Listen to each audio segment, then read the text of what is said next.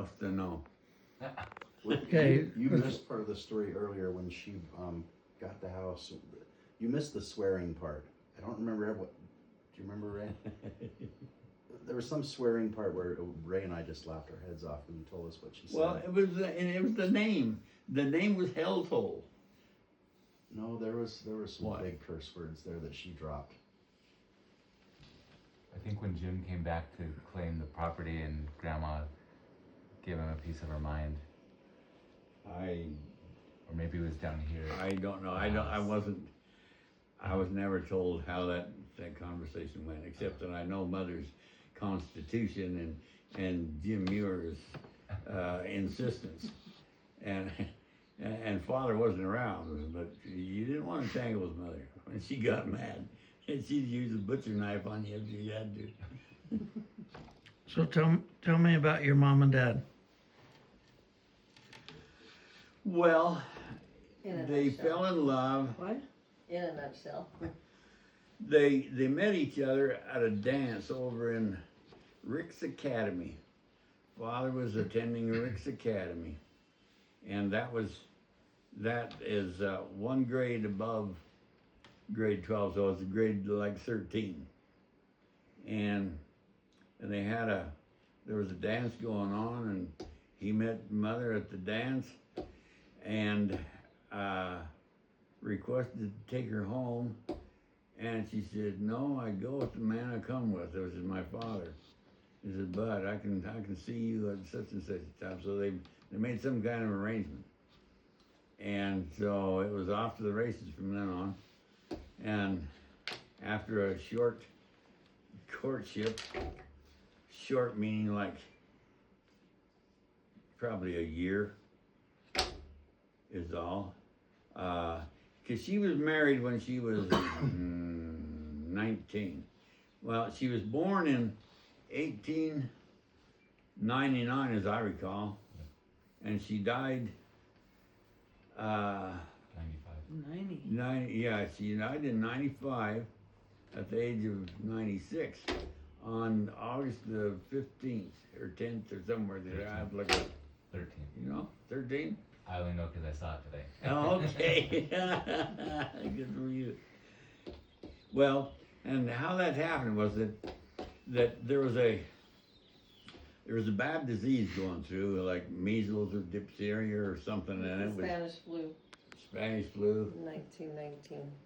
Okay, and it had the whole Munns family was flat on their back, except Sheriff Munns. He was still being sheriff, bringing in the cash. And so they needed somebody to take care of the family, and Dad says, "I'll be glad to volunteer for that." Because it was like a death sentence. You go in, live with a family that's got the measles or whatever it was that was going around, and you were for sure going to get it and die. And he says, "I don't care. I love her. I'm just going to take care of her." So he went in, and for one whole winter, he did nothing but take care of the Munns family. In Grandpa Cook's life story, he talks about how they went to Logan to get married and then got turned away because of the Spanish flu. And then they had to go back to work, and then the following year, they finally were able to get married. Yeah, that's right. Mother was insistent. "I will not marry anybody anywhere except in the temple. So if you want to wait for me, then you just get yourself ready for the temple."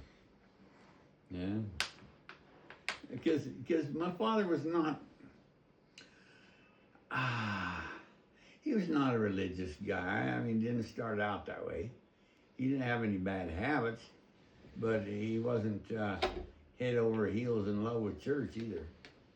And because he tells two stories about tithing, how the Lord had to teach him that, "Well, I'll take the tithing whether you give it or whether you don't. Now, if you're going to give it up voluntarily, then you can keep the roosters." He lost the rooster. Anyway, he lost some other stuff.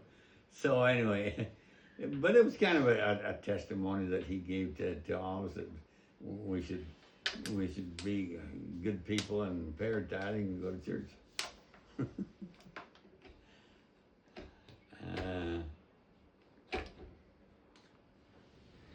and they together they worked hard. Made the kids work hard too. We knew the value of a garden because we lived out of the garden. The only time we saw an orange was at Christmas time, and then it was just one each. Yeah. We used to make our own Christmas decorations. We'd cut red and green and different colored strips, paste them together in a chain, and we'd run this chain around the tree. Oh, and in those days, you used to have little clips with a candle holder, and there was many houses got burned up with it by a burning Christmas tree.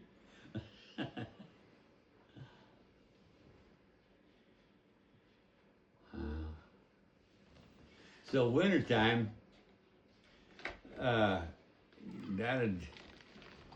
he'd get a job in the potato warehouses if possible. But when it wasn't possible, he'd sit in the kitchen by the old Majestic stove and read stories. And the first book he read to us was Robinson Crusoe. And I was about, Rel was on his knee, and the girls were milling around in the kitchen doing something, probably working with mother or something. And my job was to fill the wood box. So I kept that wood box full, and I'd get up on top and I'd sit there and listen to these stories. And I said, wow, I can read stories too. So I went and I got Tarzan of the Apes by Edgar Rice Burroughs. And I would take that book to bed with me. And I knew that bedtime was 8 o'clock. 8 o'clock would roll around, Dad come by and see the light on. Turn that light off, go to sleep. So I turned the light off, get my flashlight under the covers, I'd go and I'd read the book. So I enjoyed Tarzan of the Apes that way. And then the one after that was Wildfire by Zane Grey. It was this really racy horse, and how the horse carries double and speeds ahead of the wildfire and carries the owners to safety. Lots of fun. Sounds good. I just texted you, Grandpa,